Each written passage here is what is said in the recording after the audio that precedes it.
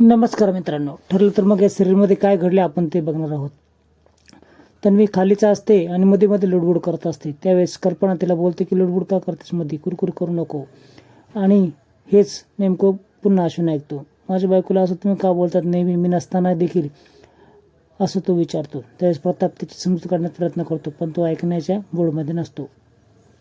आणि तुझ्याला लुडबुड म्हणतोय ना, तर ही प्रिया चालू करते असं कल्पना बोलते. तेवढ्यात अर्जुन आणि सायली येतात. बसा, तुम्हाला दोघांनाही नाश्ता करायला देते अशी कल्पना बोलते. त्यावेळेस बघा, आता सुनबाईला सासू नाश्ता देणार आहे. त्यावेळेस सर्वजण पूर्ण त्याच्याकडे बघतात. इकडे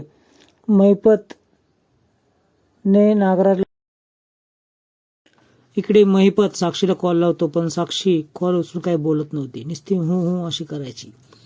तर तू काही करून तर घेतलं नाही लेकी, असं तो विचारतो.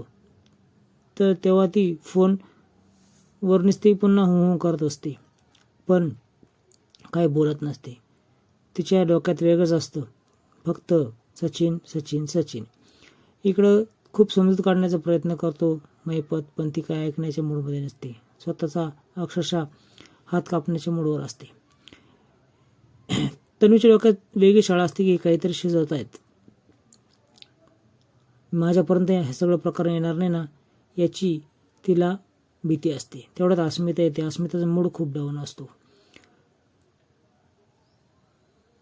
इकडे सायली तिचं मूड फ्रेश करण्यासाठी तिला कॉफी घेऊन जाते.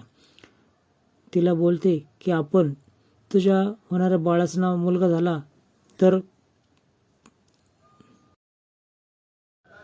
धोंडू ठेवू आणि मुलगी झाली तर धोंडी ठेवू. त्याच्यानंतर अस्मिता हसते. दोघींची चांगलीच गट्टी जमते.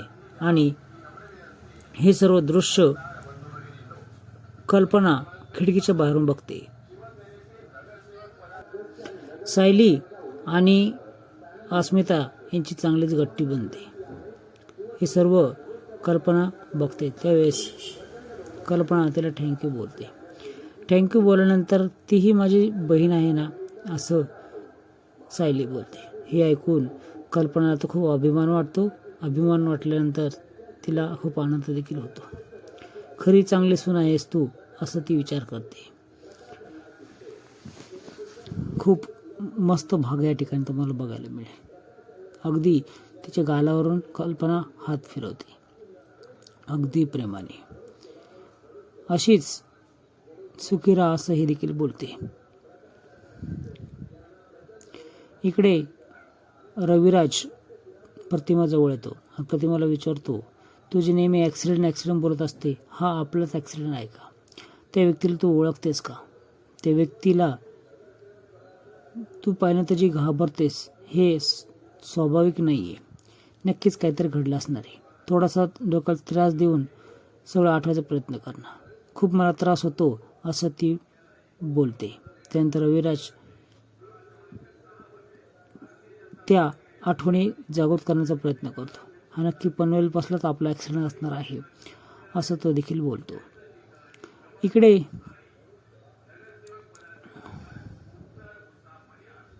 महिपत आणि नागराज आलेला असतो. नागराजला तो चिठ्ठी दाखवतो आणि खरे माझ्यावरच गेम करतो का तू? माझ्याकडं पैसे मागतो का ब्लॅकमेल करून? ह्यासाठी तू हे चालवलं आहेस का? त्यावेळेस माझी काय अक्कल सुचली आहे, बिघडली काय? मी का बरं असं करू, असं तो बोलतो. आणि हा व्यक्ती मला माहीत असत आतापर्यंत जिवंत राहिला असता का? तुला काय वाटतंय?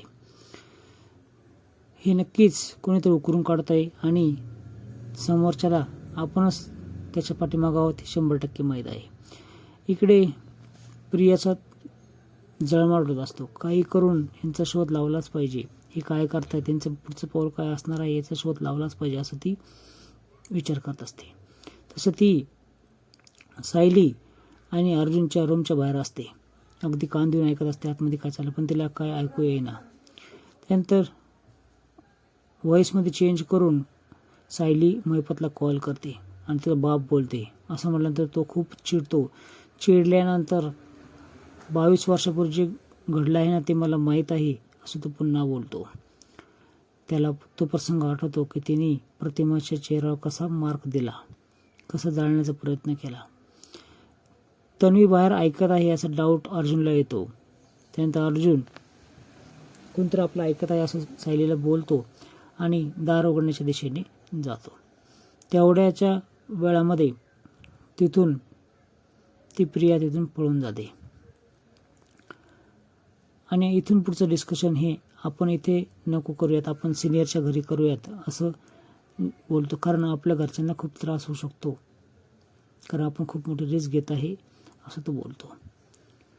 इकडे ठरलं तर मग आपण इथून पुढची मीटिंग हे सर्व सिनियरच्या घरीच करायच्यात असं ठरतं. सायली देखील दुजोरा देते, आपण तसंच करूयात असं बोलते. ती चिठ्ठी घेऊन खूप परेशान असतो. दोघेही बाहेर पडायला निघतात. त्यावेळेस नागराजला कोणाच तरी कॉल येतो. नागराज बाहेर आतमध्येच थांबतो आणि महिपत घराच्या बाहेर पडतो. इकडे अर्जुन आणि सायली हे महिपतच्या घराच्या बाहेरच असतात. त्यांनी पेटती मशाल आणि त्याच्यावर लिहिलेला मेसेज त्यांना पाठवत असतो. तसं अर्जुन करतो देखील. ती मशाल पेटून बाहेर फेकतो. ती मशाल फेकल्यानंतर दोघेही लपून बसतात. ती मशालवर मेसेज त्यांना दिसतो महिपतला की 22 वर्षापूर्वी. तर मित्रांनो, पुन्हा अर्जुन कॉल करतो. तुला एक ठिकाण सुचवतो, त्या ठिकाणात तू ये, म्हणजे तुला मी पुरावा दाखवतो. त्यावेळेस बापूचा चेहरा असलेली इमेज तो दाखवतो. बापू असं नाव ओळखतो आणि महिपतचा या गोष्टीचा संबंध आहे असं फायनल ठरतं. तर महिपतनेच आचरण घडवलं आहे हे फायनल होतं.